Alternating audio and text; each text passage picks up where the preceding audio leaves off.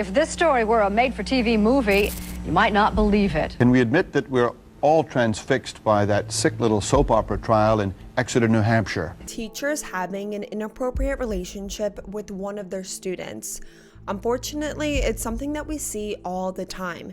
In movies, in TV shows, even romanticized in teen dramas. It seems like every week lately there's a new headline. Another female teacher, another teenage boy, another case that makes us stop and think, how does this keep happening? But the case I'm going to tell you today is unlike any other. Yes, there was a woman in a position of power. Yes, she was grooming and manipulating one of her 15-year-old students, but it ended in cold-blooded murder. What followed was an absolute media circus, the first ever murder trial to ever be televised live, and the start of the true crime genre as we know it today. The ones responsible for actually committing the murder and pulling the trigger are out free walking amongst us today. And the woman accused of pulling the strings still sits behind bars for life. So you're left wondering, how does something like this happen, and was justice truly served? Well, I'm Brianna, and I'm hot on the case.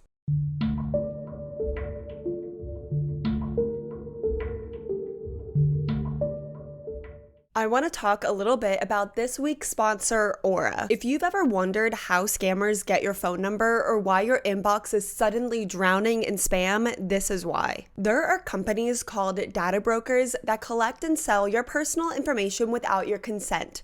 They make billions doing it, selling your data to marketers, scammers, even stalkers. And although they're legally required to remove your information if you ask, they've made the process intentionally confusing and time-consuming, which is why I use and recommend Aura. Aura takes care of the hard part. They automatically remove your personal info from data broker sites and work to keep it off. It's a full all-in-one digital security solution. There are so many features. I get real-time alerts if my info is found on the dark web, fraud notifications for my credit and bank accounts, 24/7 identity monitoring, a secure VPN, antivirus, a password manager, you name it. Plus, if anything goes wrong, you're covered with up to $5 million in identity theft insurance and US-based support 24/7. I recently had an issue with a scammer and it was not fun, which is why I'm happy to now be using Aura to keep my information protected. You can try Aura free for 14 days at aura.com/hotonthecase. In those 2 weeks, you'll discover why your information is being exposed and sold. I'm not leaving myself vulnerable, and neither should you. On the night of May 1st, 1990, 24-year-old Gregg Smart came home to his condo after a late night at the office. And as he walked into his Derry, New Hampshire condo, I'm sure he was expecting just a quiet, average night. But instead, Gregg was ambushed by strangers that were inside his condo waiting for him. Gregg was forced onto his knees and shot once in the head, execution style, killing him instantly. A little after 10 p.m., Gregg's wife, 22-year-old Pamela Smart, returned home from a school board meeting. She opened the door and found her husband lying motionless on their living room floor. What followed was absolute chaos. Pamela ran out of the condo. She's screaming, hysterical. She's banging on all her neighbors' doors, begging them for help. The complex was absolutely shaken, and multiple 911 calls started pouring in from panicked residents. Terry, emergency. Yes, emergency in 4E, Summerhill condominium. There's someone passed out. I don't know, a girl is hysterical in here. She just ran over. Her husband is passed out. You know why he's passed out there, man? He's on the way. Do you know why he's passed out? No, we don't know. And when the police arrived at the home of Gregg and Pamela Smart, inside the condo was an absolute wreck. The place had been completely torn apart. Drawers yanked out of the dresser, furniture flipped over, and belongings scattered everywhere. It looked like a burglary gone wrong. But as investigators started to look more closely, both at the crime scene, but also at Gregg's wife Pamela, something just didn't quite add up. So who are Gregg and Pamela Smart? Well, Pamela Smart was born Pamela Wojes in Miami, Florida. Later, her family relocated to New Hampshire, where she grew up in a stable, loving home. Her father was a pilot, her mother was a homemaker, and Pamela had what many would call a normal, all-American upbringing. She was shy, a little reserved, but still really popular. She was a cheerleader, a high achiever, and super ambitious. After high school, she attended Florida State University, where she was chasing dreams of being a news anchor or a TV reporter. She even had her own radio show in college where she DJ'd and also hosted, and she went by the nickname the Maiden of Metal. In contrary to Pamela's super shy, cheerleader persona, she was actually super passionate about rock and heavy metal music. Van Halen was her all-time favorite band, and she ruled the college airways, spinning everything from Motley Crue to Metallica. In 1986, during Christmas break, Pamela returned home to New Hampshire, and she went to a New Year's Eve party where she met Gregg Smart. And there was an instant spark. Gregg had that long hair, leather jacket, total rocker vibe that Pamela was obsessed with. He looked like someone straight plucked out of Van Halen. And the two of them bonded over their shared love of music, and they quickly became inseparable. Gregg wasn't a school person. He chose not to go to college. So when Pam went back to Florida State University to finish up her college degree, Gregg shocked everyone by packing up his entire life and following her down to Florida. Behind his, rock star persona and his leather jacket, Gregg was a total softie, and he was madly in love with Pamela, and he would follow her anywhere. After Pamela graduated, they got engaged, and they decided to move back to New Hampshire so they could be closer to both of their families, and they got a condo near Gregg's parents' house. Pamela landed a job as the media coordinator for a local school district. It was a position that she was hoping would be that first big step in her career in media and broadcasting. That was her dream. And Gregg, I guess ready to settle down, took a 9-to-5 job selling insurance at the same agency that his father worked at. And in kind of a symbolic goodbye to his rocker days, right before his wedding to Pamela, Gregg decided to cut off all of his hair. And Pamela was heartbroken over this haircut. It was kind of a piece of the man that she fell in love with disappeared. But still, the two married on May 7th, 1989. But unfortunately, the honeymoon did not last. Less than 1 year into their marriage, Gregg confessed to his wife Pamela that he had been unfaithful. And obviously, this was super devastating to Pamela. She's married to this man less than 1 year, and she felt like she wasn't enough to keep him faithful. Still, Pamela chose to stay in the marriage and try to make it work. And Pamela, kind of in a way to distract herself, she became a workaholic. She threw herself into her job at the local high school. The students at the high school absolutely loved Pamela. She was young, she was attractive, she shared their interests and their tastes in music. She bonded easily with the teenagers. They liked her, and she liked them back. Because what started as a distraction quickly spiraled into something much darker. Pamela was looking for a distraction, an escape from her crumbling marriage. And she, disturbingly, found it in one of her students. And then on May 1st, 1990, just 6 days shy of their first wedding anniversary, 22-year-old Pamela Smart came home to find her husband Gregg dead on their living room floor, shot execution style. And at first glance, the scene really did look like a typical burglary gone wrong. The robbers were in the home, ransacking the place. Gregg came home and they took out, the witness. But the more the detectives examined it, the more things just weren't lining up.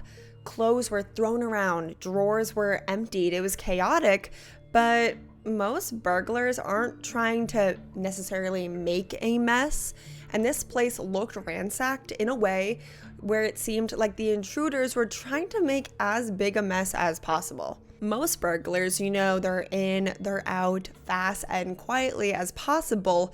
Just, they're looking for valuables. They're not trying to throw things around and make the place an entire big mess. No, this condo, it looked staged. And then there was the actual location of the, robbery, the murder. Gregg and Pamela's condo wasn't exactly an ideal target for a robbery, because it's a condo in a condominium complex. It's surrounded on all sides by neighbors. It was pretty early still in the night. A lot of people were still awake at home because it's a weeknight.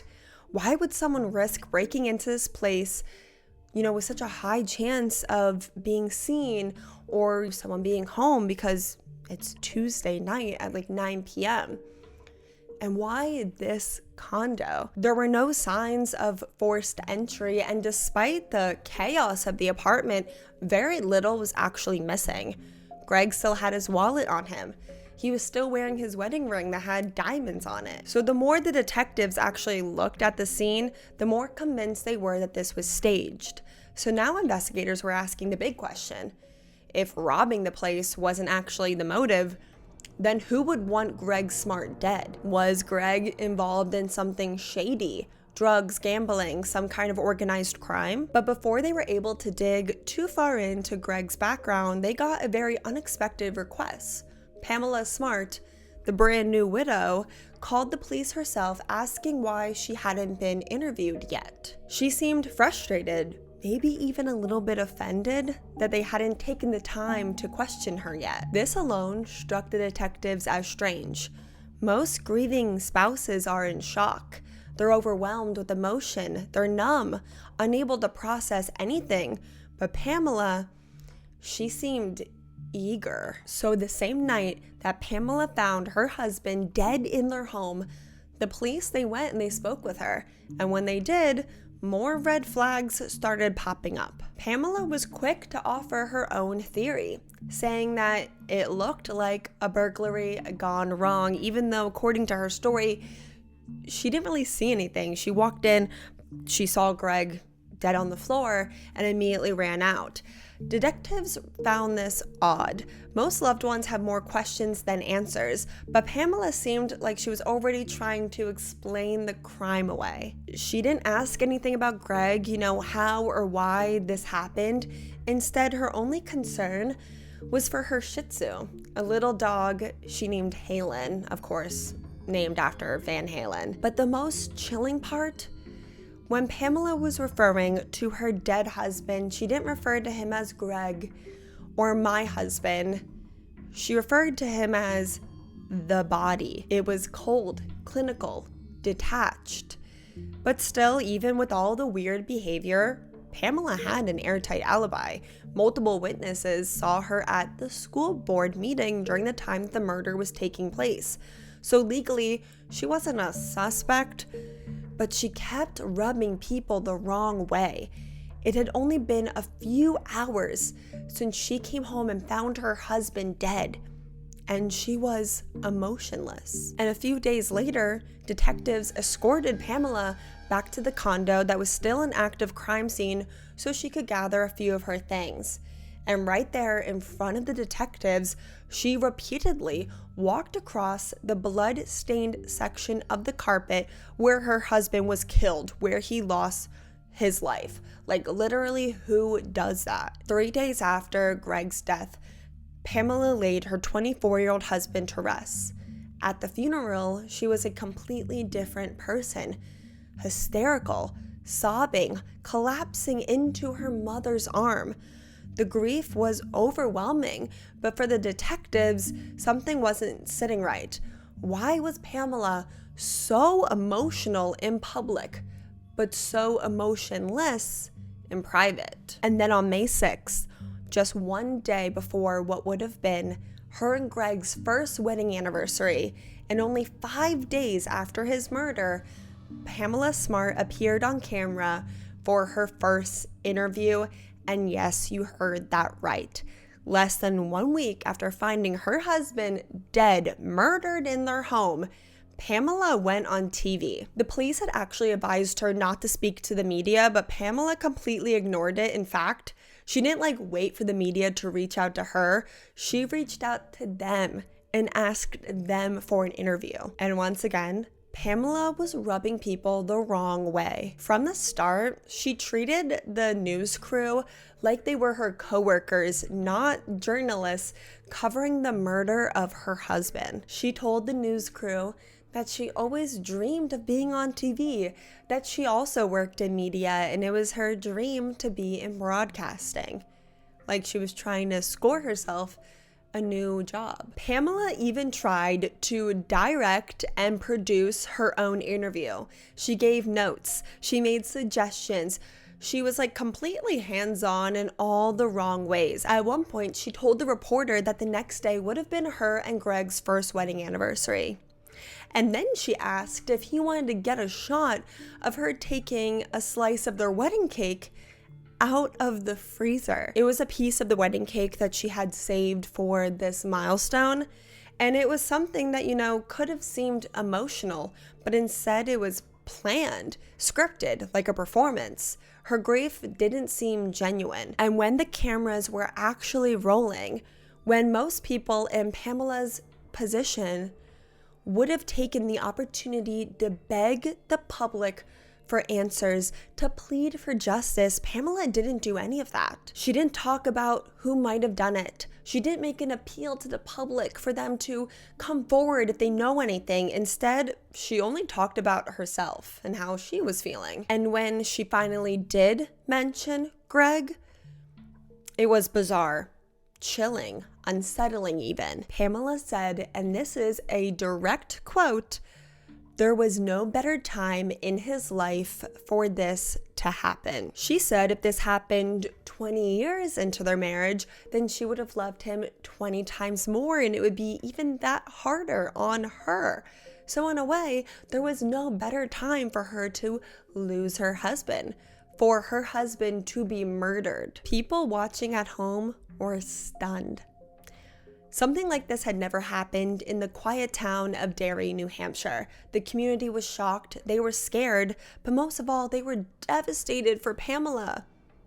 At least at first. And as detectives were still trying to piece together this bizarre, twisted puzzle and figure out exactly where Pamela Smart fit into all of it, they received a phone call, an anonymous tip, and it would blow the entire case wide open. So 2 weeks after Gregg Smart was killed, the police, they received this anonymous tip. Woman on the other line. She claimed that she worked at the local Italian restaurant and she overheard one of her 15-year-old coworkers discussing the murder, but not in a way where they were talking about it, in a way like they knew it was going to happen before it actually happened, and that they knew that Gregg's wife had planned his murder.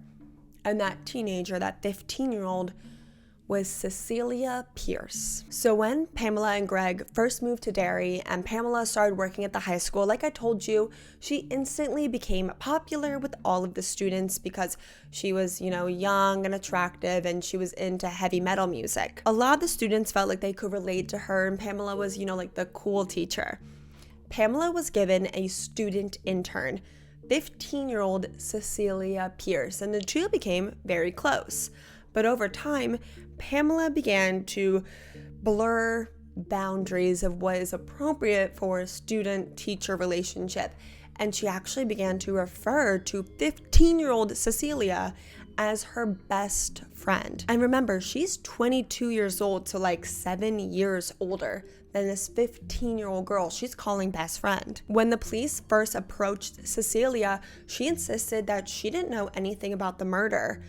But detectives still couldn't shake the feeling that something wasn't right, and maybe Pamela Smart was really involved in her husband's death. And then on June 10th, 1990, a little over a month after Gregg's death, they got a major break. a man named Vance Latimer Sr. walked into the Seabrook Police Department with a handgun, which he believed was used to murder Gregg Smart. He explained that a friend of his teenage son told him that his gun, his .38 caliber revolver, was the murder weapon. Vance Sr. said that at first he didn't believe this was true, so he goes and he checks his gun safe and he notices that this particular weapon had been recently cleaned, even though when he last put it away, it was dirty. So immediately he brought it into the police. And this was the same caliber weapon that was used to kill Gregg Smart. And the teenager that told Vance Sr. that his son was, I guess, involved in a murder was that of Ralph Welch. He was a 16-year-old that actually lived with the Latimer family. They took him off the streets. Ralph was close friends with this group of guys. It was Ralph, Vance Jr., Pete Randall, and Billy Flynn. All these boys were from Seabrook. It was known as the rough part of town, the wrong side of the tracks. They grew up together and they were best friends. All of them were high school students, and all of them attended the same school where Pamela Smart worked. And when questioned by the police, Ralph quickly told them what he knew, that his friends were bragging about killing Gregg Smart, that his friends Vance, Pete, and Billy Flynn had killed Gregg Smart at Pamela's request in exchange for $500 each. The three boys were arrested, but none of them were talking. And the investigators were shocked. Not only that Gregg Smart had allegedly been killed by a group of high schoolers, but the theory they believed all along that his wife Pamela was involved may have actually orchestrated the entire thing. Police decide, since the boys aren't talking, to circle back to that earlier tip about 15-year-old Cecilia Pierce, because she also went to the high school, the same high school that Pamela worked at, and now these three teenage boys that had been accused of murdering Gregg also went. They all went to the same high school. So they circle back to Cecilia Pierce, and with the weight of the new evidence and the growing pressure, Cecilia finally told the police what she knew, and what she said left the detectives speechless. Cecilia told the investigators that during the school year, her, Pamela, and Billy Flynn had grown really, really close.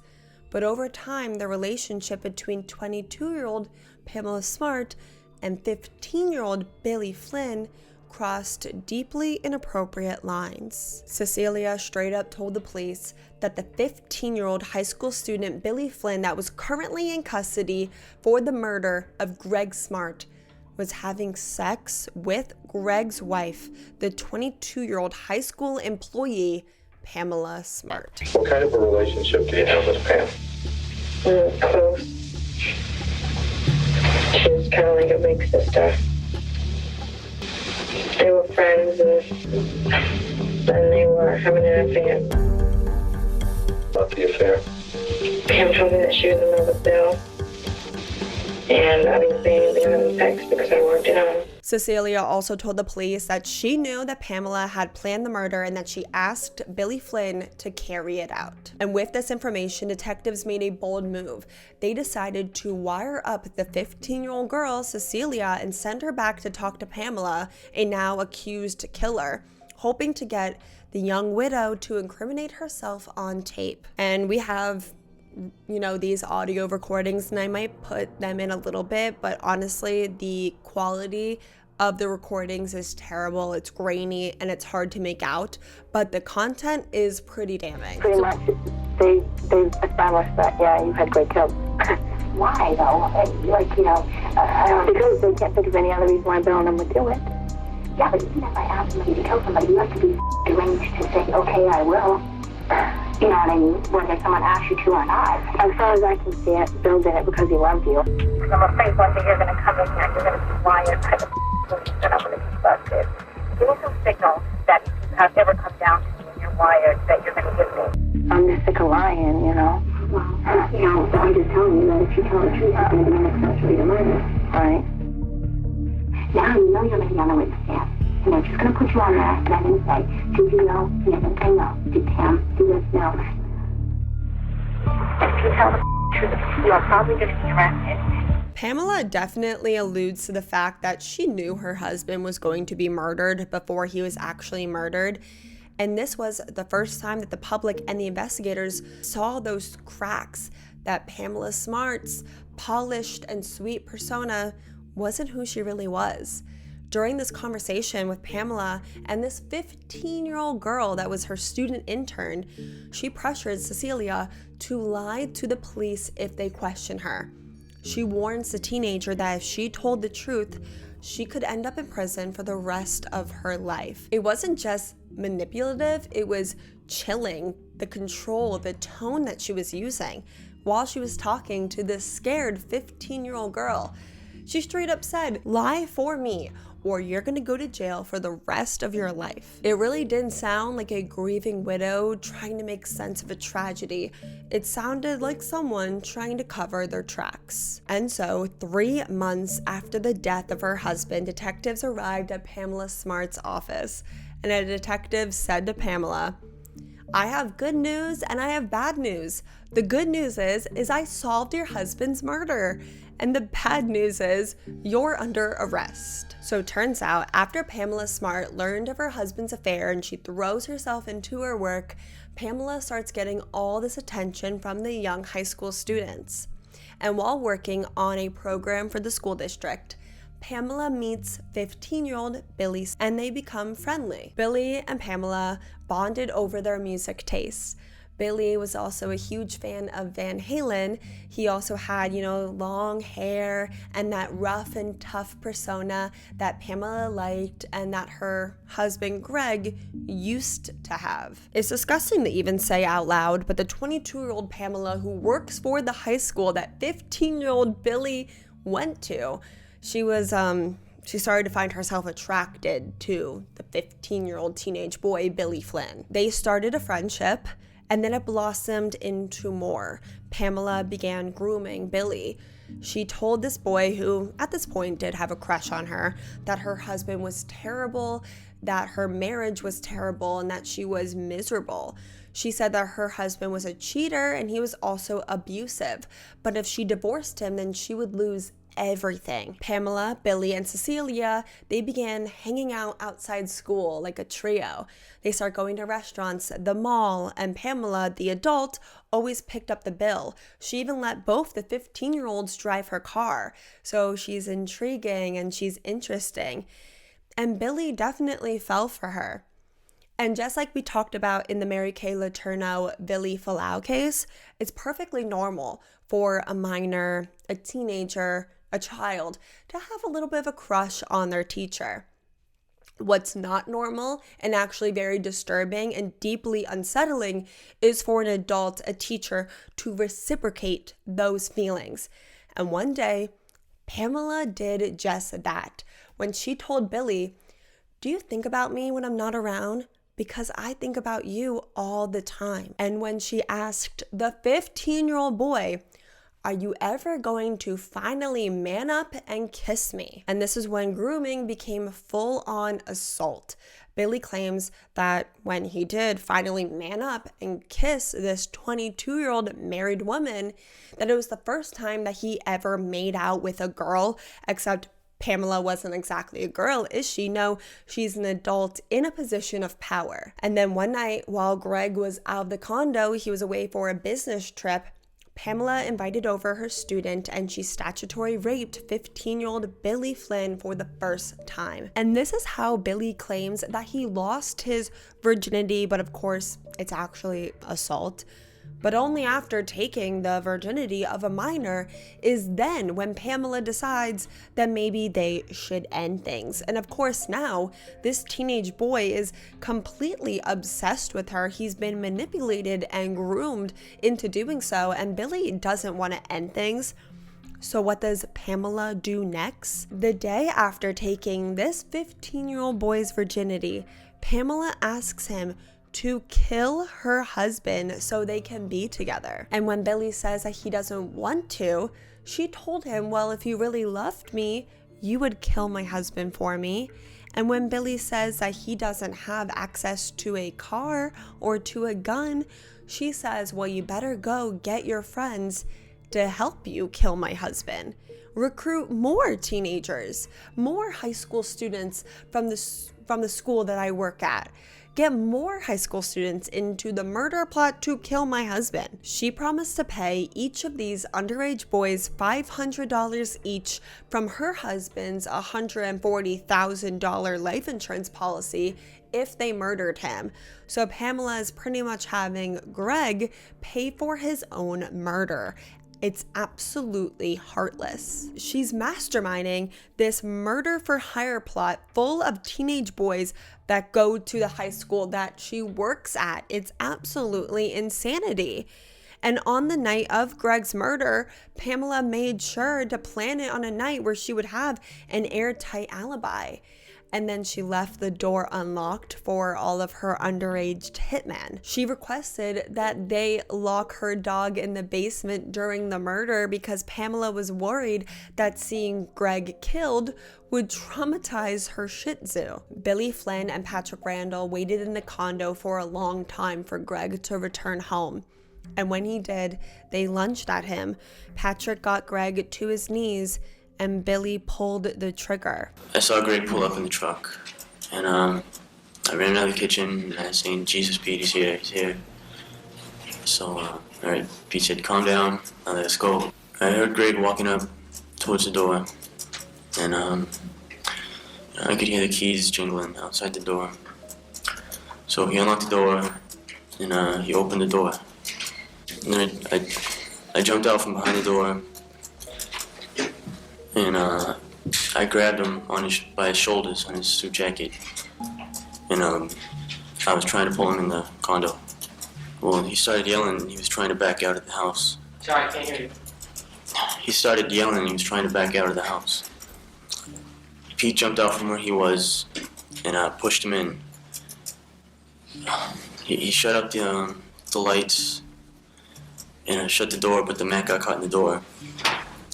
And then he took the mat out of the doorway and shut the door. Well, Gregg was saying, what's going on, what's going on? And I was telling him to be quiet. I cocked the hammer back and I pointed the gun at his head. I said,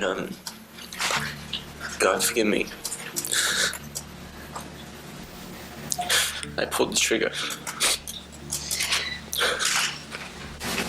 I didn't want to kill Gregg. I wanted to be with Pam, and that's what I had to do, to be with Pam. But I didn't want to kill Gregg. Vance Latomy Jr. provided the car and the gun used in the murder, and he stayed in the car while Gregg Smart was killed. And a fourth boy, Raymond Fowler, was later also arrested for driving the getaway car. And before Gregg was senselessly murdered, he asked the underage boys why this was happening, but they did not answer. Instead, they requested that Gregg give them his wedding ring. But Gregg refused. He said, I can't do that. I can't give you my wedding ring because my wife would kill me. I asked him for the ring on his finger. What kind of ring was it? At first I thought it was just a normal gold ring, but it turned out to be a wedding band. And what happened at that time?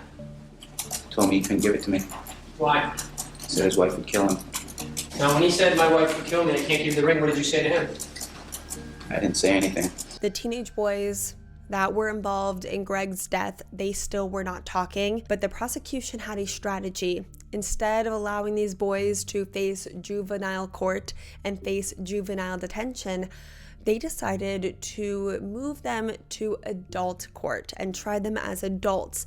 And now facing life in prison without the possibility of parole, all the boys were ready to talk and ready to make a deal. In a plea deal, each of them pled guilty to second-degree murder. This way they could avoid life without parole, but on one condition.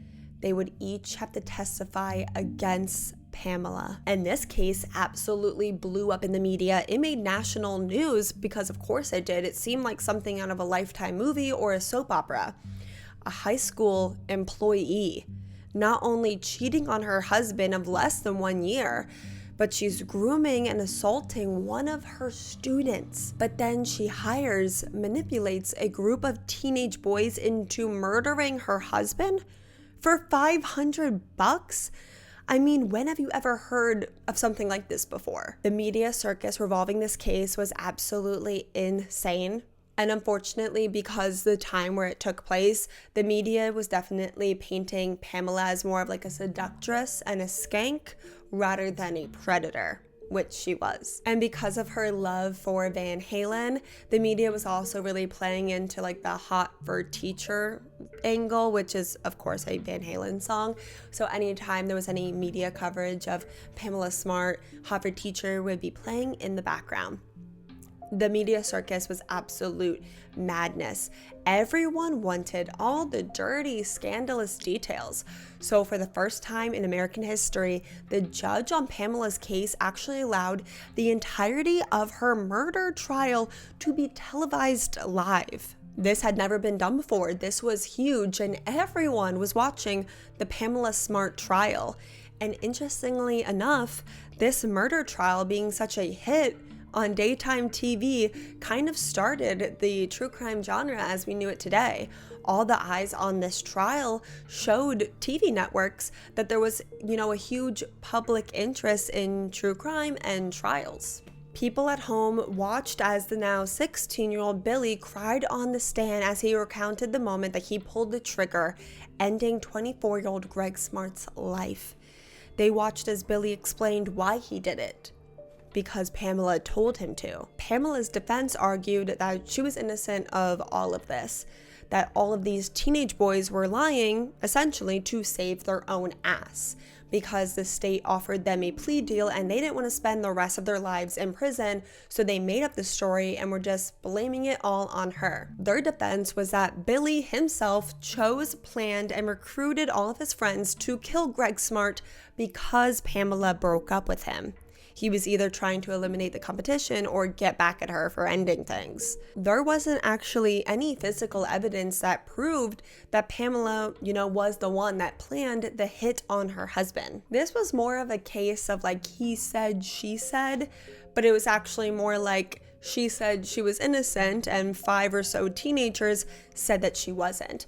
But then there was the whole other question about whether or not we should take the word of 5 teenage criminals over the word of 1 adult. It was just all messy. And in a very rare decision for a high-profile murder trial, Pamela Smart took the stand in her own defense. And she admitted to the affair with Billy. Of course, I use air quotes because this isn't an affair, it's abuse.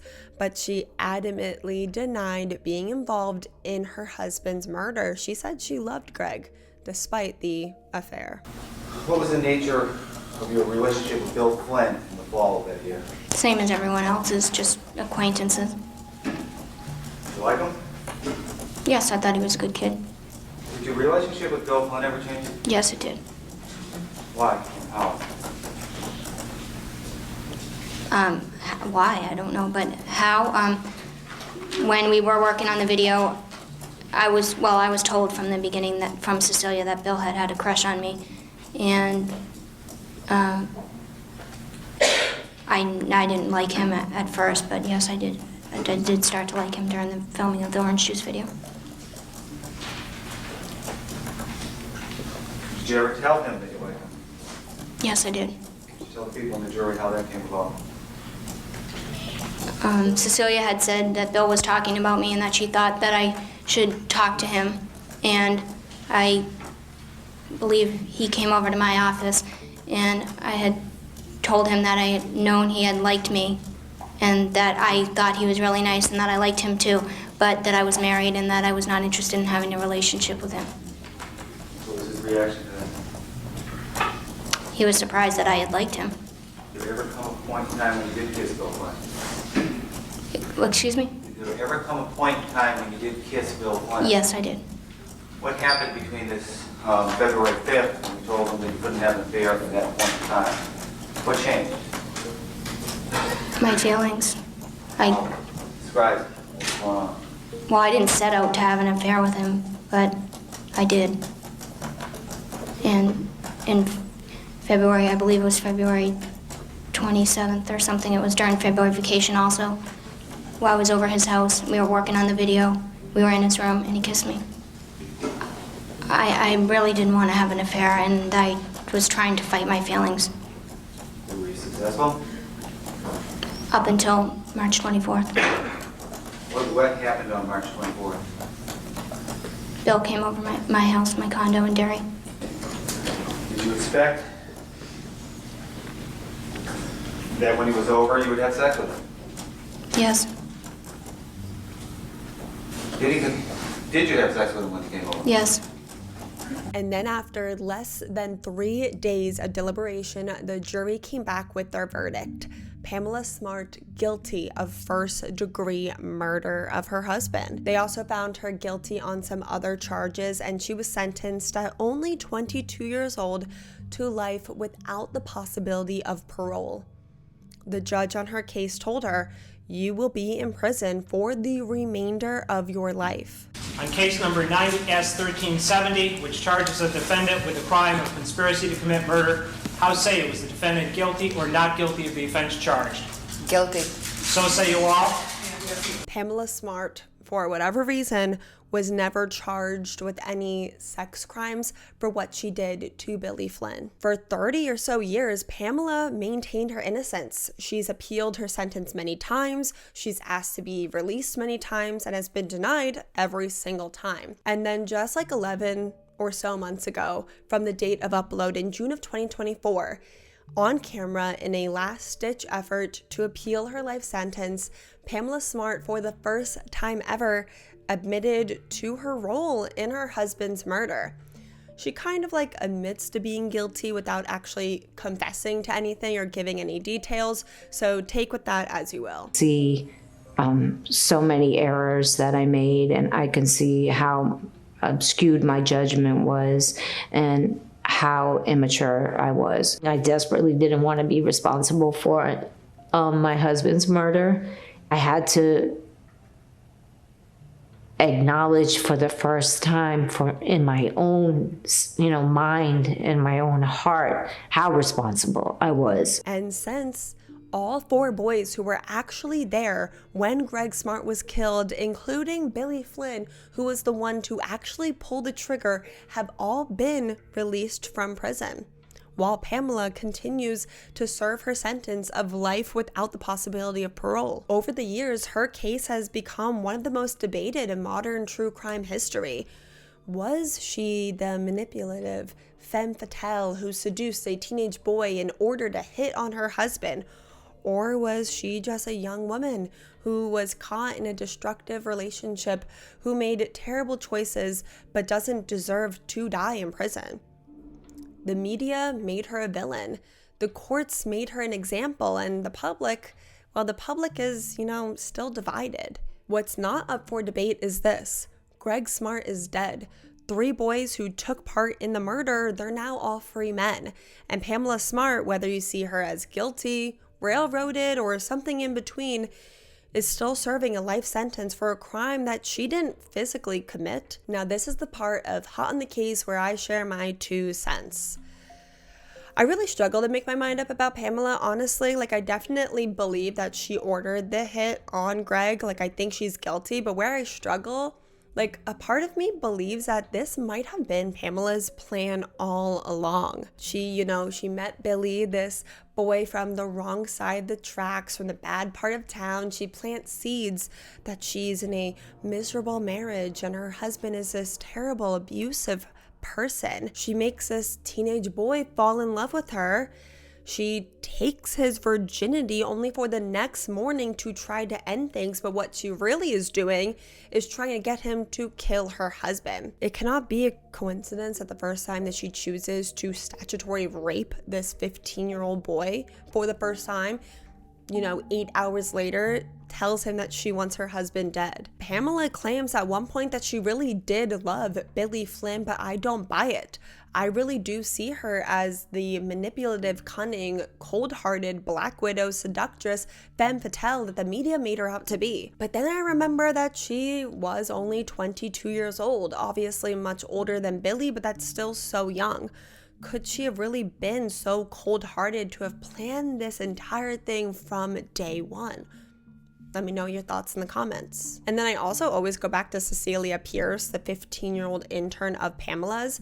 she was never charged with anything, even though, she knew of the relationship between Billy and Pamela. She also knew of the murder plot. She even helped Billy find a gun to murder Gregg with. Some people feel very strongly that she should have faced jail time, but what I think is super immoral and messed up was that Cecilia actually profited off of Gregg's death. She made money off of the murder that she knew was going to happen and didn't do anything to stop it by selling the movie rights to the story. Makes me feel really, really icky, but that's just my opinion. And there have been many a movie made of this case. If you are interested in watching any of them, there was one in 2006 with Nicole Kidman that Pamela Smart herself didn't really like at all. Couldn't you just get a divorce? And then we get the condo. And I will end this week's episode with just a few questions. Was justice really served? Was Pamela's trial and sentencing fair? Really interested to hear all of your thoughts. Pamela has sat in prison for over half her life now, and she will die in prison for a crime that she may or may not have masterminded. But the ones who actually pulled the trigger are out walking free today. Let me know all your thoughts on that, and I will see you guys all next week when we are hot on the case once again.